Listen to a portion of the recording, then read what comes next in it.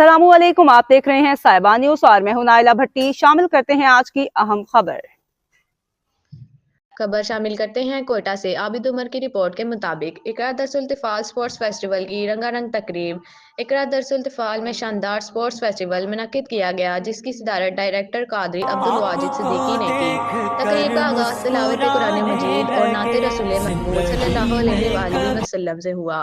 इसके बाद बच्चों ने मुख्तलिफ खेलों के दिलचस्प मुकाबले पेश किए, जिनमें दौड़, रस्सी कशी, फुटबॉल, क्रिकेट, बैलेंस रेस और जंपिंग गेम्स शामिल थी।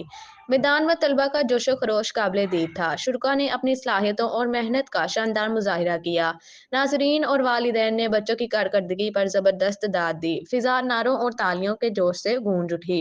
इस मौका पर कादरी अब्दुल वाजिद सिद्दीकी ने कहा कि तालीम के साथ साथ खेलों में हिस्सा लेना न सिर्फ जिस्मानी तंदुरुस्ती के लिए ज़रूरी है, बल्कि ये बच्चों के किरदार, नज़्म ज़ब्त और खुद एतमादी को भी मजबूत करता है।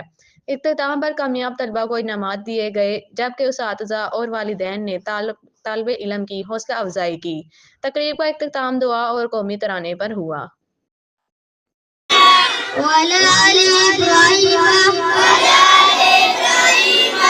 अब तक के लिए इतना ही। मजीद खबरों और अपडेट्स के लिए देखते रहें साहिबा न्यूज़ HD।